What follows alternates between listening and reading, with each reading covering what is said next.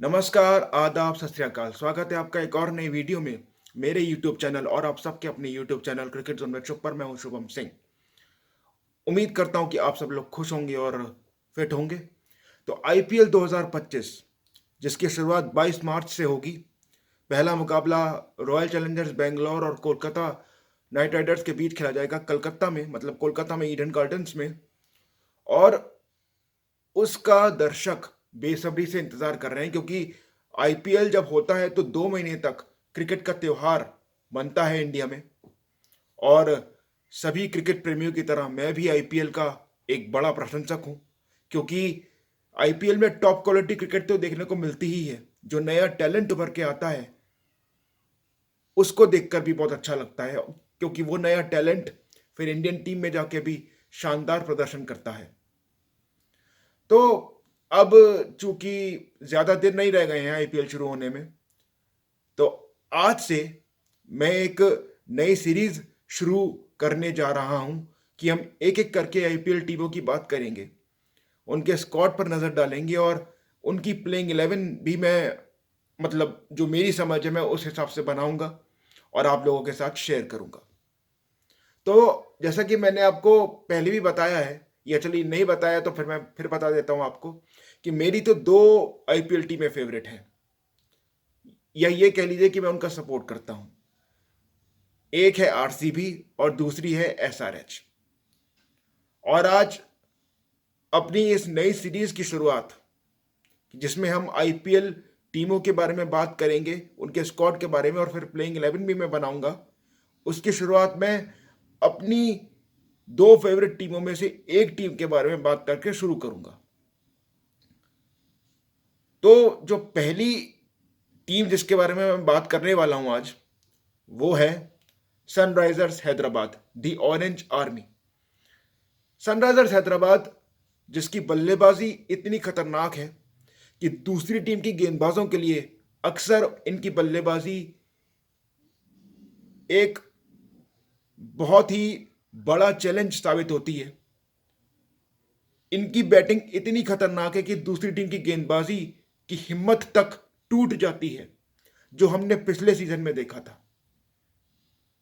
मतलब अगर मैं ये देखूं कि किस टीम की बल्लेबाजी खतरनाक है सबसे ज्यादा, तो उसमें हैदराबाद का नाम सबसे ऊपर आएगा। और इनकी बल्लेबाजी सिर्फ खतरनाक नहीं है, ब्रूटल है। ब्रूटल से मेरा मतलब है कि विपक्षी टीम के गेंदबाजों की धज्जियां उड़ा देती है इनकी बैटिंग। गेंदबाजी के अलावा, सॉरी, बल्लेबाजी के अलावा गेंदबाजी भी इनकी काफी बैलेंस है। और जो इनका सपोर्ट स्टाफ है, कोचिंग स्टाफ, जिसमें Daniel Vettori, Muttiah Muralitharan, Hemang Badani, James Franklin, ऐसे वरिष्ठ खिलाड़ी मौजूद हैं। और जो फ्रेंचाइजी के ओनर हैं, उन्होंने एक काम बहुत अच्छा किया है। सनराइजर्स हैदराबाद की पिछले सीजन की कामयाबी का जो एक रीजन था, वो था इनका कोर। हालांकि पिछले सीजन में सनराइजर्स हैदराबाद खिताब नहीं जीत सका, लेकिन फाइनल तक पहुंचा और बहुत ही अच्छा क्रिकेट खेला। और हैदराबाद ने बहुत सारे समर्थकों का दिल जीता अपनी आक्रामक बल्लेबाजी से, और बैटिंग को एक नए मुकाम तक पहुंचाया। आपको याद होगा कि बेंगलोर के खिलाफ ही इन्होंने 287 बनाए थे बेंगलोर में पिछले सीजन में। फिर 277 भी बनाए थे हैदराबाद में अगेंस्ट मुंबई। और एक मैच में दिल्ली के खिलाफ इन्होंने 6 ओवर में 125 रन बना लिए थे पहले पावर प्ले के बाद, जो आईपीएल में सबसे बड़ा स्कोर है आफ्टर द पावर प्ले अभी भी। और उसमें भी कमाल था अभिषेक शर्मा और ट्रेविस हेड की ओपनिंग जोड़ी का। ये ओपनिंग जोड़ी मेरे हिसाब से आईपीएल की सबसे खतरनाक ओपनिंग जोड़ियों में से एक है, या ये कहना चाहिए सबसे खतरनाक ओपनिंग जोड़ी अगर कोई है मॉडर्न डे T20 क्रिकेट के हिसाब से, तो वो अभिषेक शर्मा और ट्रेविस हेड की है। क्योंकि ये लोग पहली गेंद से अटैकिंग क्रिकेट खेलना शुरू कर देते हैं, दोनों बल्लेबाज अभिषेक शर्मा और ट्रेविस हेड। और ब्रूटल बैटिंग, खतरनाक बैटिंग यहीं खत्म नहीं होती। इसके बाद इनके पास क्लासन है, ईशान किशन भी इस बार इनके साथ जुड़ गए हैं, फिर नीतीश कुमार रेड्डी हैं, उसके अलावा अगर आप देखो तो इनके जो अच्छे डोमेस्टिक बल्लेबाज हैं, जिसमें अभिनव मनोहर शामिल हैं, अदर तावड़े शामिल हैं, उसके अलावा इनके पास कवितु मेंडिस का भी ऑप्शन है, और पैट कमिंस भी बल्लेबाजी कर लेते हैं। हर्षल पटेल का ऑप्शन है इनके पास, जो अच्छे गेंदबाज तो हैं ही, बेहद उपयोगी बल्लेबाज भी हैं। तो बैटिंग इनकी काफी हद तक सॉर्टेड है। उसके बाद अगर आप गेंदबाजी में आ जाएं इनकी, तो पैट कमिंस एक बेहतरीन कप्तान, एक बेहतरीन खिलाड़ी, बेहतरीन गेंदबाज और एक अच्छे लोअर ऑर्डर के बल्लेबाज तो हैं ही। उसके अलावा मोहम्मद शमी, जिन्हें 10 करोड़ में अपने साथ इस बार जोड़ा है सनराइजर्स हैदराबाद ने, वो मौजूद हैं। टॉप क्वालिटी फास्ट बॉलर, उनकी क्वालिटी ज़बरदस्त है और नई गेंद से वो क्या कमाल कर सकते हैं ये मुझे आपको बताने की ज़रूरत नहीं है, आप सब जानते हैं भली भांति। उसके अलावा हर्षल पटेल मौजूद है इनके पास, जिनके बारे में मैंने बताया कि अच्छे गेंदबाज भी हैं, अच्छे बल्लेबाज भी हैं।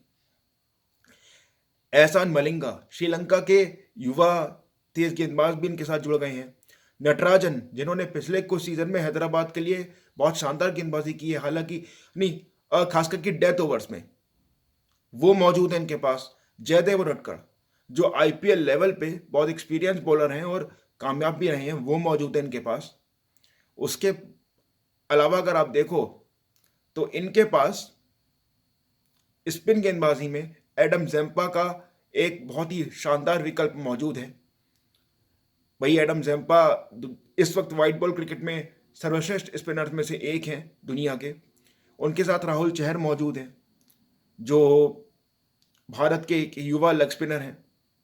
और तीसरा ऑप्शन इनके पास मौजूद है जिशान अंसारी का, वो बल्लेबाजी भी करते हैं और लेग ब्रेक बॉलर भी हैं। तो जो आप इनकी टीम का बैलेंस देखेंगे, जबरदस्त है। नीतीश कुमार रेड्डी के बारे में मैंने आपको बताया कि वो प्रॉपर ऑलराउंडर है। भाई, दो ऑलराउंडर्स की, फास्ट बॉलिंग ऑलराउंडर्स की इस वक्त इंडिया में सबसे ज़्यादा बात होती है। सबसे पहले हार्दिक पांड्या, उसके बाद नीतीश कुमार रेड्डी। तो नीतीश कुमार रेड्डी हैदराबाद के पास हैं, जो गेंदबाजी से और बल्लेबाजी दोनों से शानदार प्रदर्शन करते रहे हैं और भारतीय टीम में भी उन्होंने अपने इसी शानदार कौशल की वजह से जगह बनाई। तो अगर आप पूरा इनका एक कोर देखें, सनराइजर्स हैदराबाद का पूरी टीम देखें, तो एक बहुत ही बैलेंस टीम है और दूसरी टीमों को इस टीम से सतर्क रहने की जरूरत है, क्योंकि पिछले सीजन में भले ही ये खिताब नहीं जीत पाए थे, लेकिन फाइनल तक इन्होंने शानदार क्रिकेट खेली थी और विपक्षी टीम के गेंदबाजों को थर्रा दिया था इन्होंने अपनी अटैकिंग बैटिंग से। मुझे एक और मुकाबला याद आता है जहां आई थिंक लखनऊ से इनका मैच हो रहा था, इन्होंने 167 का टोटल शायद ऐसी 10 से 12 ओवर में चेज कर लिया था, मैं अगर गलत नहीं हूं तो इतनी अटैकिंग बैटिंग करते हैं अभिषेक शर्मा और ट्रेविस हेड। उसके बाद क्लासन, जो दुनिया के सबसे ज्यादा विध्वंसक बल्लेबाजों में एक हैं। तो जबरदस्त टीम है, गेंदबाजी में भी अनुभव है। अगर अब मैं इनकी प्लेइंग 11 पर नजर डालता हूं या प्लेइंग 11 बनाने की कोशिश करता हूं, तो क्या किस तरीके की हो सकती है, तो मैंने अपनी समझ के अनुसार इनकी प्लेइंग 11 बनाई है। अगर आप लोग चाहें तो इसमें कुछ परिवर्तन कर सकते हैं। ये मेरी प्लेइंग 11 है, जरूरी नहीं है कि ये मतलब आपको भी पसंद आए। ये मैंने अपनी समझ के हिसाब से प्लेइंग 11 बनाई है, जो मुझे लगा कि ठीक है।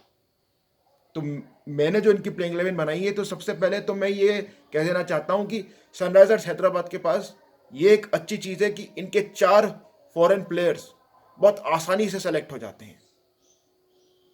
PAT Cummins, Travis Head, Klaasen और चौथा एडम जेम्पा। उसके बाद अगर मैं पूरी टीम अगर मैं शुरू से आपको बताऊं, तो ये ट्रेविस हेड और अभिषेक शर्मा ओपन करते हैं। नंबर 3 पर ईशान किशन, नंबर 4 पर क्लासन, नंबर 5 पर अगर आप देखो तो नीतीश कुमार रेड्डी, फिर नंबर 6 पे आप अनिकेत वर्मा को खिला सकते हो, वो भी एक अच्छे डोमेस्टिक टैलेंट है। अनिकेत वर्मा को अगर आप की जगह आप किसी और खिलाड़ी को खिलाना चाहते हैं, तो अदर का ऑप्शन आपके पास मौजूद है। लेकिन मैं अनिकेत वर्मा को खिलाऊंगा। नंबर 7 पे अगर आप देखें तो हर्षल पटेल मैं खिलाऊंगा उन्हें, क्योंकि वो तेज गेंदबाज तो हैं ही, नंबर 7 के हिसाब से उनकी बल्लेबाजी भी ठीक है। फिर 8 पे कमिंस आ जाते हैं, 9 पे शमी आ जाते हैं, और फिर दो रिस्ट स्पिनर्स राहुल चहर और एडम जैम्पा। ये 11 इनके मतलब पूरे हो गए। अब इम्पैक्ट प्लेयर में, अगर इम्पैक्ट प्लेयर बॉलर चाहिए, क्योंकि 4 विदेशी खिलाड़ी हो चुके हैं, तो इम्पैक्ट प्लेयर जो होगा इनका वो इंडियन ही होगा। तो उस हिसाब से इम्पैक्ट प्लेयर, अगर इन्हें फास्ट बॉलर चाहिए, मतलब अगर एक और तेज गेंदबाजी का ऑप्शन चाहिए 3 बॉलर्स के अलावा, तो इनके पास नटराजन का ऑप्शन मौजूद है, जो डेथ ओवर्स स्पेशलिस्ट हैं। इनके पास अगर आप देखो तो जयदेव उनटकट का ऑप्शन मौजूद है, left arm fast fast medium bowler. अगर इनको बल्लेबाज चाहिए इम्पैक्ट प्लेयर के रूप में, तो भारतीय खिलाड़ियों में इनके पास यंग बैट्समैनों में, जैसे मैंने बोला, अगर मैं अनिकेत वर्मा को टीम में शामिल कर रहा हूं, तो इनके पास अभिनव मनोहर मौजूद हैं इम्पैक्ट प्लेयर के रूल के रूप में। मतलब इम्पैक्ट प्लेयर के रूप में अगर किसी को शामिल करना चाहें तो अभिनव मनोहर मौजूद हैं। उसके अलावा अदर का ऑप्शन इनके पास है। तो इन दोनों प्लेयर में से किसी को ही चुन सकते हैं। और हाँ, वियान मोल्डर का ऑप्शन भी इनके पास मौजूद है। एक विदेशी फास्ट बॉलर इनके पास और है, लेकिन मोल्डर की जगह शुरुआत में तो नहीं बनेगी, क्योंकि जैसा मैंने कहा 4 विदेशी खिलाड़ी इनके ऑटोमेटिक सिलेक्शन हो जाते हैं। जैम्पा को मैंने चौथा ऑप्शन इसलिए रखा है क्योंकि स्पिन की भूमिका बहुत अहम होगी आईपीएल में, और जैम्पा इस वक्त व्हाइट बॉल क्रिकेट में one of the best spinner हैं, इसमें कोई डाउट नहीं है। तो सनराइजर्स हैदराबाद की जो टीम मैंने बनाई, जो प्लेइंग 11 मैंने बनाई, फिर मैं बता देता हूं आपको कि अभिषेक शर्मा और ट्रेविस हेड ओपन करेंगे। नंबर 3 पर ईशान किशन, जो मुंबई इंडियंस के लिए खेलते थे पहले, अब वो हैदराबाद के साथ जुड़ गए हैं। उसके बाद नंबर 4 पर क्लासन, नंबर 5 पे नीतीश कुमार रेड्डी, नंबर 6 पे अनिकेत वर्मा, फिर नंबर 7 पे हर्षल पटेल, 8-9 हो गए कमिंस और शमी, और 10-11 हो गए एडम जैम्पा और राहुल चहर। तो 4 इनके foreign players, Cummins, Klaasen, head और जैम्पा, और बाकी भारतीय खिलाड़ियों से सुसज्जित इनकी अच्छी टीम। तो अगर आप देखो तो इनके पास गेंदबाजी के ऑप्शन कितने हैं। इनके पास शमी और कमिंस के रूप में 2 आउट एंड आउट बेहतरीन फास्ट बॉलर्स। फिर तीसरा पैक का फास्ट बॉलर इनके पास हर्षल पटेल मौजूद है। 3 फास्ट बॉलर विकल्प ये हो गए। नीतीश कुमार रेड्डी इनके पास एक फास्ट बॉलिंग विकल्प मौजूद है। 4 फिर इनके पास 2 रिस्ट स्पिनर्स मौजूद हैं, 4-4 ओवर करने वाले, राहुल चहर और एडम जैम्पा। और अगर इनको कोई और विकल्प चाहिए स्पिन गेंदबाजी के लिए, तो अभिषेक शर्मा बीच में आके वो 2-3 अपने लेफ्ट आर्म स्पिन से गेंदबाजी, 2-3 ओवर की गेंदबाजी वो कर सकते हैं लेफ्ट आर्म स्पिन की। तो ज़बरदस्त इनकी एक टीम है, और मैं फिर वही कहूँगा कि दूसरी टीम के गेंदबाजों को इनके बल्लेबाजों से बचने की ज़रूरत है, और गेंदबाजी में भी इनके पास डेप्थ है। तो एक ज़बरदस्त टीम। और भाई क्लासन और अभिषेक या हेड, ये 3 गेंदबाजों का क्या हाल करते हैं, लकड़हारों की तरह मारते हैं, वो तो मुझे ज़्यादा आपको बताने की ज़रूरत नहीं, क्योंकि आईपीएल में इनकी बल्लेबाजी के जलवे देख चुके हैं हम सब। तो सनराइजर्स हैदराबाद मेरे लिए तो यार टॉप 4 की टीम है। मुझे ऐसा कोई रीज़न समझ में नहीं आता कि ये टीम टॉप 4 में ना जाए, और उसके बाद ये टूर्नामेंट जीतने की भी बहुत बड़ी दावेदार है, बिल्कुल निश्चित तौर पे, क्योंकि इनके पास वो ब्रांड ऑफ क्रिकेट मौजूद है जो इनको दूसरी टीमों से अलग बनाता है। अटैकिंग क्रिकेट देख लो, उसको इन्होंने एक नई ऊंचाई पे पहुंचाया। भाई अगर मैं ओपनर्स की बात करता हूं तो दूसरी टीमों के पास भी अच्छे ओपनर्स हैं, लेकिन अभिषेक शर्मा और ट्रेविस हेड जैसा जो एक विध्वंसक ओपनर, जो एक विध्वंसक ओपनिंग जोड़ी जो है ना, वो सिर्फ हैदराबाद के पास है। तो मेरी नज़र में हैदराबाद से दूसरी टीमों को बचने की ज़रूरत है, निश्चित तौर पे ज़रूरत है। इसमें कोई शक और शुबा किसी को होना नहीं चाहिए। क्योंकि एक बेहतरीन कप्तान पैट कमिंस, जिसको बड़े टूर्नामेंट जीतने का और बड़े टूर्नामेंटों में कप्तानी करने का अनुभव है भाई। अपनी कप्तानी में 2023 का वनडे वर्ल्ड कप जीत चुके हैं, 23 की WTC जीत चुके हैं, IPL का फाइनल खेल चुके हैं। तो यार उस खिलाड़ी के पास तो हर सिचुएशन से निकलने का तरीका है ना। तो ये टीम बड़ी ज़बरदस्त है भाई, बहुत ज़बरदस्त टीम है ये। इनके पास डोमेस्टिक टैलेंट भी मौजूद है, इंटरनेशनल क्रिकेट के स्टार्स भी मौजूद हैं। गेंदबाजी मुझे शुरुआत में लग रहा था कि कहीं थोड़ी कमज़ोर तो नहीं है, लेकिन अगर अब मैं पूरी इनकी टीम देखता हूं तो गेंदबाजी इतनी कमज़ोर नहीं है। हाँ, इनके लिए एक चीज़ बड़ी इंपॉर्टेंट है कि ऊपर से इनको विकेटें लेनी पड़ेंगी, और इसीलिए इनके जो बेस्ट दो बॉलर्स हैं, शमी और कमिंस, दो तेज गेंदबाज, उनकी भूमिका बहुत अहम हो जाती है। क्योंकि बल्लेबाजी में तो उनको समस्या नहीं है, गेंदबाजी में भी समस्या नहीं है इनको, लेकिन दूसरी टीमों की बल्लेबाजी भी मजबूत है। तो उस सिचुएशन में इनको ऊपर से विकेटें लेनी पड़ेंगी, क्योंकि भुवनेश्वर कुमार इनके पास इस बार नहीं है, वो RCB में चले गए हैं। इसलिए शमी का एक्सपीरियंस भी बहुत काम इनके आएगा। इसलिए उन्होंने मतलब हैदराबाद ने शमी को अपने साथ जोड़ा भी, और शमी के पिछले कुछ IPL सीजन अच्छे भी गए हैं। तो मेरी नज़र में तो Hyderabad is one of the team to watch out for. और ज़बरदस्त रिकॉर्ड इस बार बन सकते हैं। क्या 300 रन इस बार बनेंगे? इसकी मैं गारंटी तो नहीं ले सकता, लेकिन पिछली बार हैदराबाद करीब तो पहुंचा था 300 के, 2 बार एक्चुअली, और एक बार तो 6 ओवर में 125 बना दिए थे। तो नए रिकॉर्ड्स बनाने की क्षमता बिल्कुल रखती है इनकी बल्लेबाजी रनों के लिहाज से, और मज़ा आएगा इनकी टीम को खेलते हुए देखना। तो एक मज़ेदार टीम, छक्के चौकों का रिकॉर्ड तो बनेगा हैदराबाद की तरफ से, इस बात में तो मुझे कोई शक नहीं है। तो आज मैंने बात की हैदराबाद के बारे में। ब्रूटल बैटिंग का मैंने नाम दिया है इनको, यानी दूसरी टीम के गेंदबाजों की ये बखिया उधेड़ देंगे, इस बात का मुझे काफ़ी हद तक यकीन है। और हैदराबाद की जो पिच है वो भी अच्छी पिच है बल्लेबाजी के लिए। और जहाँ ये मैचेस खेलने जाएंगे दूसरी जगहों पर भी, ज़्यादातर जगहों पे अच्छी पिचेस हैं यार। दिल्ली में आप देख लो कितनी अच्छी पिच है, वहाँ ये चले गए तो पिछली बार इन्होंने क्या किया था वो तो हम सब जानते हैं। तो हैदराबाद की टीम निश्चित तौर पर IPL की बड़ी दावेदारों में से एक होगी 2025 के सीजन में। 2016 में डेविड वार्नर की कप्तानी में उन्होंने टूर्नामेंट जीता था, पिछले साल उन्होंने फाइनल खेला। इस बार ये चाहेंगे कि उस फाइनल हर्डल को ये क्रॉस कर दें। टीम तो इनके पास है और कोर इन्होंने रिटेन किया था।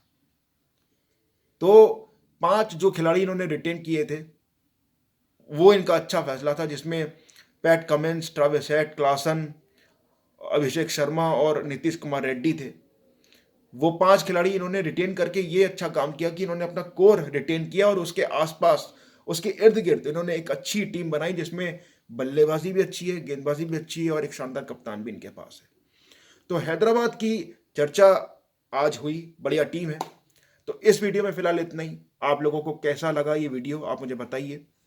और ये जो टीम मैंने बनाई है, मैंने अपनी समझ के हिसाब से बनाई है। आप लोगों को अगर ये टीम में कुछ बदलाव करना है तो निश्चित तौर पर आप अपनी टीम बना सकते हैं। तो इस वीडियो में फिलहाल इतना ही। कल बात करेंगे एक और IPL टीम की। तो आपसे मुलाकात होती है अगले वीडियो में। वीडियो को लाइक करें, चैनल को सब्सक्राइब करें, मेहनत करता हूं आप लोगों के लिए। तो बिल्कुल आप वीडियो को लाइक कीजिए, चैनल को सब्सक्राइब भी कीजिए, और मुलाकात होती है अगले वीडियो में। नमस्कार।